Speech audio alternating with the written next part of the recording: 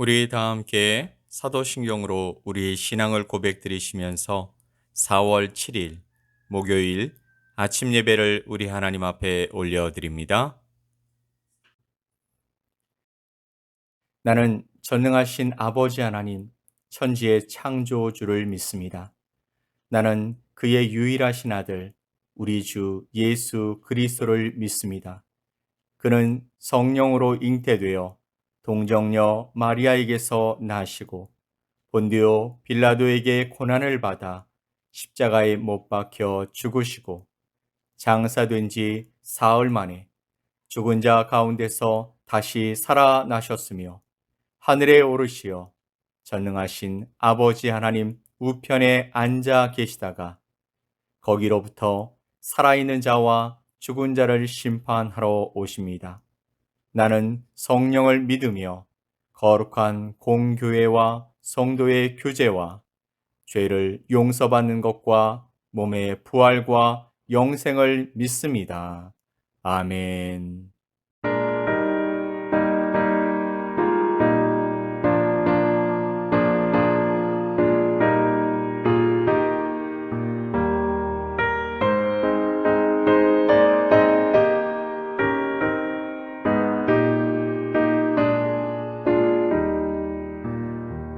주 믿는 사람 일어나 다 힘을 합하여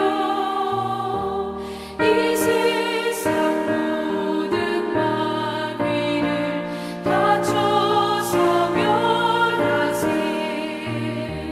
저 앞에 오는 적군을 다 싸워 이겨라. 주 예수 믿는 힘으로 온 세상 이기네. 믿음이 이기네. 믿음이 이기네. 주 예수를 믿음이 온 세상 이기네. 온 인류 마귀 괴율로 큰 죄에 빠지니 진리로 띠를 띠고서 늘 기도드리세. 참 믿고 의지하면서 겁없이 나갈 때 주 예수 믿는 힘으로 온 세상 이기네. 믿음이 이기네. 믿음이 이기네. 주 예수를 믿음이 온 세상 이기네. 끝까지 이긴 자에게 흰 옷을 입히고 또 영생 복을 주시니 참 기쁜 일일세. 이 어두운 세상 지나서 저 천성받도록 주 예수 믿는 힘으로 온 세상 이기네. 믿음이 이기네. 믿음이 이기네. 주 예수를 믿음이 온 세상 이기네.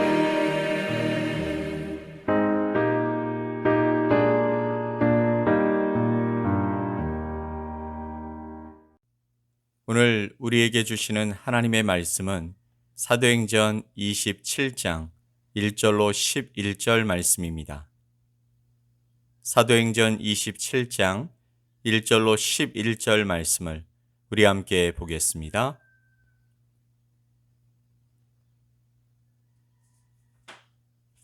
우리가 배를 타고 이달리아에 가기로 작정되매 바울과 다른 죄수 몇 사람을 아구스토데이의 백부장 율리오란 사람에게 맡기니 아시아 해변 각초로 가려 하는 아드라무테노 배에 우리가 올라 항해할세 마게도냐의 데살로니가 사람 아리스타고도 함께 하니라.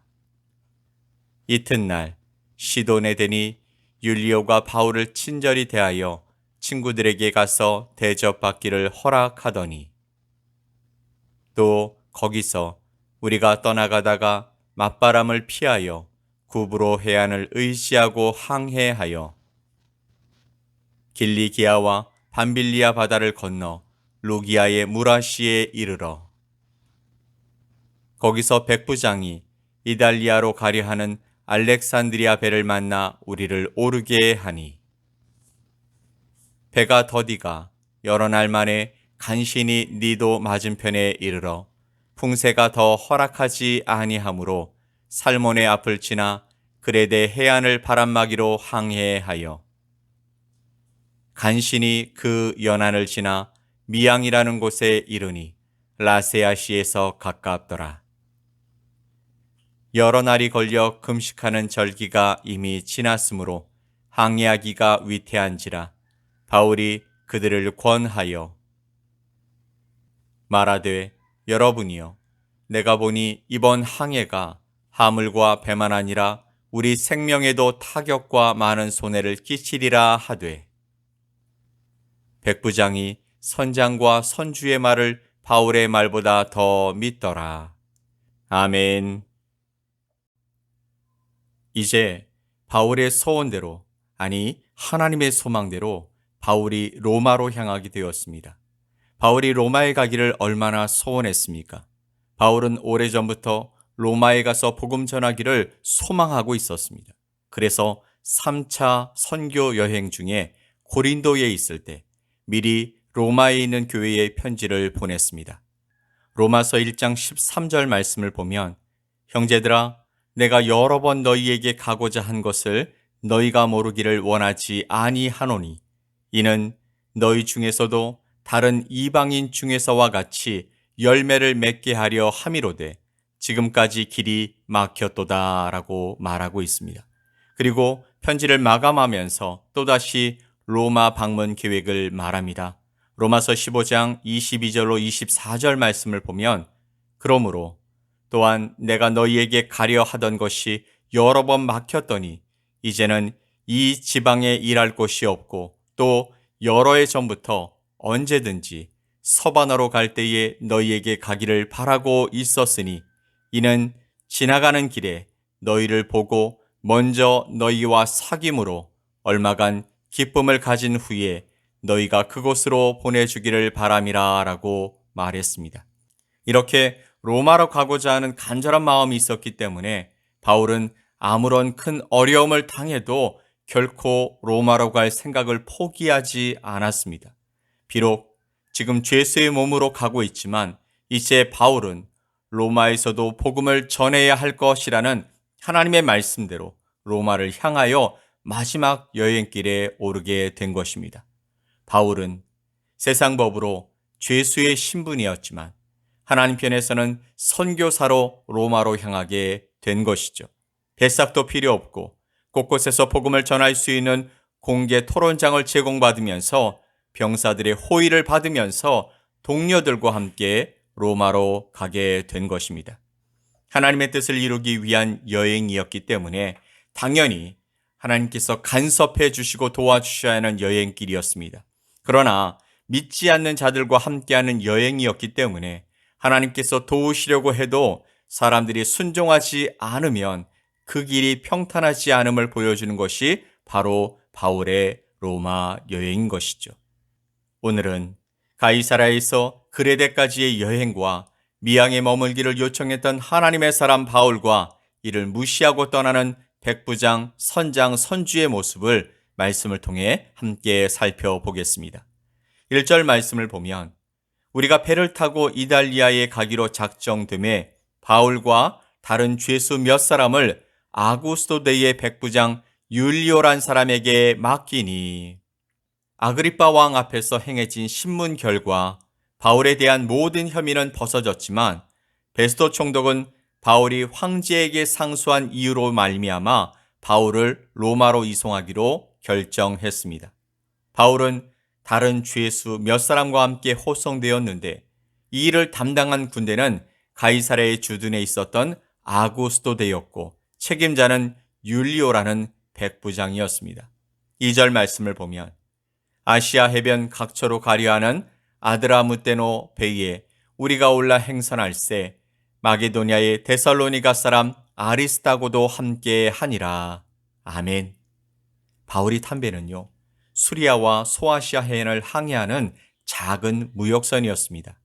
이런 배로 해안을 따라가다가 소아시아의 어느 항구에서 지중해 대해를 횡단하는 큰 배로 바꾸어 타는 것이 일반적인 모습이었습니다.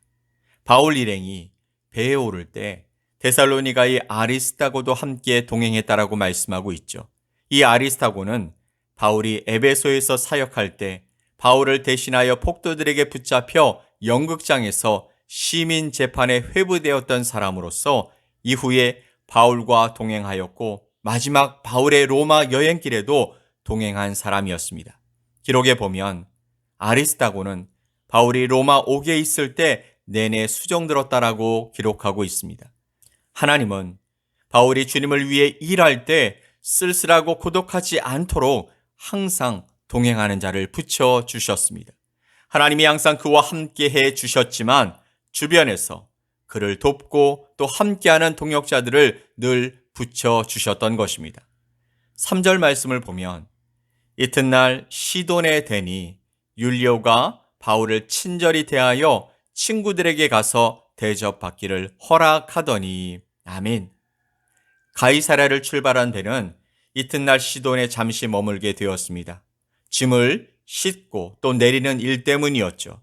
이때 바울과 초면이었던 백부장 율리오는 사심없이 바울을 친절하게 대해 주었고 바울이 친구들에게 가서 대접받을 수 있도록 허락해 주었습니다. 율리오는 바울을 다른 죄수들과는 다르게 대접했죠. 그래서 바울은 여러 가지 혜택을 입을 수 있었습니다. 4절과 5절 말씀에 또 거기서 우리가 떠나가다가 맞바람을 피하여 구부로 해안을 의지하고 항해하여 길리기아와 밤빌리아 바다를 건너 루기아의 무라시에 이르러 가이사랴에서 로마까지 항로는 결코 짧은 거리가 아니었습니다. 시돈에서 떠난 바울의 배는 가다가 맞바람을 피하여 구부로 해안을 따라 섬과 육지 중간길로 왔다 갔다 하며 항해했습니다. 사도행전의 저자 누가는 바울의 로마행을 왜 이렇게 상세하게 기록하고 있는 것일까요? 그 이유는 초대교회의 행적을 보다 자세히 기록해서 바울의 이야기가 꾸며낸 것이 아니라 역사적으로 사실인 것과 기독교가 진실한 종교임을 변증하기 위함이라고 생각해 볼 수 있습니다. 6절 말씀에 거기서 백부장이 이달리아로 가려 하는 알렉산드리아 배를 만나 우리를 오르게 하니 알렉산드리아는 북아프리카의 최고 도시로서 로마와 아덴과 함께 세계 3대 도시 중에 하나라고 말씀드린 바 있습니다. 알렉산드리아에서는요, 아프리카에서 생산된 곡물들을 로마로 실어 날랐는데 백부장은 무라시에서 이달리아로 가려 하는 알렉산드리아 배를 만나 배를 바꾸어 탔고 바울도 그 배에 함께 오르게 된 것입니다. 7절 말씀에 배가 더디가 여러 날 만에 간신히 니도 맞은편에 이르러 풍세가 허락하지 아니하므로 살모네 앞을 지나 그레데 해안을 바람막이로 항해하여 무라에서 니도까지는 순풍을 얻으면 하루 정도면 갈 수 있는 거리였습니다. 그런데 여러 날이 걸렸다라는 것은 풍세가 허락하지 않았기 때문이라고 말씀하고 있죠. 바울의 로마행이 결코 쉬운 길이 아니라는 것이었습니다. 9절 말씀을 보면 여러 날이 걸려 금식하는 절기가 이미 지났으므로 항해하기가 위태한지라 바울이 그들을 권하여. 바울 일행이 무라항에서 출발하여 미항으로 갈 때부터 항해에 어려움이 있었습니다. 그런데 미항에 이르러서는 더 이상 항해를 할 수 없을 만큼 바다의 형편이 좋지 않았습니다. 금식하는 절기는 9월에서 10월경인데 이 절기 이후에는 항해하기가 위험했습니다. 지중해에서 항해를 안전하게 할 수 있는 시기는 9월 중순이면 끝나고 그 이후부터 다음해 3월 중순까지는 항해가 중단되는 것이 보통이었던 것이죠. 바울은 여행 경험이 많은 사람입니다. 고린도후서 11장 25절 말씀을 보면 3번 파선하고 일주야를 깊은 바다에서 지냈으며 라고 말하고 있습니다. 항해하기에 위험함을 느낀 바울은 저들에게 경고하죠. 10절 말씀에 말하되 여러분이여 내가 보니 이번 항해가 하물과 배만이 아니라 우리 생명에도 타격과 많은 손해를 끼치리라 하되, 내가 보니라는 이 말은 주의 깊게 본다라는 뜻이죠. 바울은 항해에 많은 경험이 있었기 때문에 상황을 예리하게 주시하고 경험에 의지해서 이번 항해를 반대했습니다. 사실 바울의 반대는 단순히 경험에 의한 것만은 아니었습니다. 바울은 영적으로 민감한 사람이었죠. 그의 경고는 일종의 예언이었습니다. 앞으로 살펴보겠지만 그들은 바울의 말을 듣지 않고 항해를 강행하다가 배와 화물을 잃고 또 죽음의 위기에 처하게 됩니다. 11절 말씀에 백부장이 선장과 선주의 말을 바울의 말보다 더 믿더라. 선장은요, 배의 지휘권을 가지고 있는 전문가이고요. 선주는 배의 소유자이므로 백부장이 그들의 말을 듣는 것은 어쩌면 당연한 일이었습니다. 그들은 책임을 가지고 로마로 향하는 자들이기 때문이죠. 그러나 실패는 여기에서 비롯되었습니다. 선장은 경험과 지식에 기반했고 선주는 비용에 대한 이해타산에 따라서 그리고 바울은 신앙적 입장으로 각각 의견을 말했던 것입니다. 결국엔 지식과 경험, 이해타산이 중시되고 신앙적인 의견은 무시되었던 것이죠. 그 바람에 바울이 담배는 풍랑을 만나 위기에 처하게 됩니다. 사랑하는 성도 여러분, 지금 우리의 인생 항로에 있어서도 같은 현상을 어디에서나 발견할 수 있게 됩니다. 신앙보다 지식이나 경험을 앞세우고 이해타산을 앞세우다 보면 처음에는 성공하는 것 같지만 결국에는 실패하고 맙니다. 그러나 눈에 보이는 것 없고 귀에 들리는 것 없고 손에 잡히는 것 없어도 하나님이 인도하시는 길에서 믿음으로 행하면 결국에는 형통하게 되는 줄 믿습니다. 우리는 여기서 새삼스럽게 많은 사람들의 의견이 반드시 옳은 것이 아님을 깨닫게 되는 것이죠. 우리의 행동의 원리는 다수에 의해서가 아니죠. 그렇다고 해서 소수에 의해서도 아닙니다. 그것은 언제나 하나님의 뜻에 의해서 해야 함을 기억하시기 바랍니다. 사랑하는 성도 여러분, 우리는 본문에서 두 가지 교훈을 얻을 수 있습니다. 하나는 지식과 경험, 또 이해타산에 의해서가 아니라 신앙적인 판단에 의해서 우리가 움직여야 한다는 것이죠. 그렇다고 지식과 경험, 이해타산을 무시하라는 얘기가 아닙니다. 그 모든 것을 앞에 놓고 하나님 앞에 기도하며 하나님이 인도하시는 길을 따라 움직여야 한다는 것이죠. 또 하나의 교훈은 다수에 의해서가 아니라 하나님의 뜻에 의해서만 우리가 움직여야 한다는 것입니다. 바울이 로마로 향하는 것은 세상적으로는 죄수를 호송하는 문제이지만 하나님의 나라의 시각에선 하나님이 계획하신 선교가 이루어지는 놀라운 역사입니다. 우리의 길이 바로 그런 길이라는 것이죠. 세상에서 살기에 우리의 길이 먹고 잘 살아가기 위한 길이라고 생각하겠지만 그것은 오산입니다. 우리를 통해서 하나님이 일하고 계시기 때문입니다.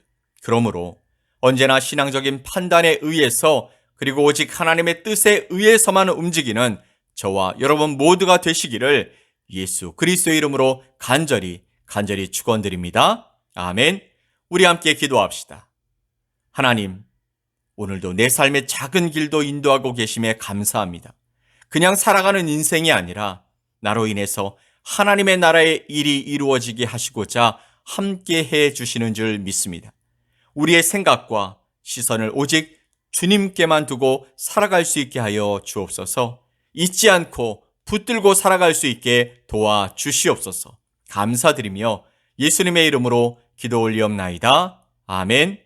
하늘에 계신 우리 아버지여, 이름이 거룩히 여김을 받으시오며 나라가 임하시오며 뜻이 하늘에서 이루어진 것 같이 땅에서도 이루어지이다. 오늘 우리에게 일용할 양식을 주시옵고 우리가 우리에게 죄 지은 자를 사하여 준 것 같이 우리 죄를 사하여 주시옵고 우리를 시험에 들게 하지 마시옵고 다만 악에서 구하시옵소서. 나라와 권세와 영광이 아버지께 영원히 싸움나이다. 아멘.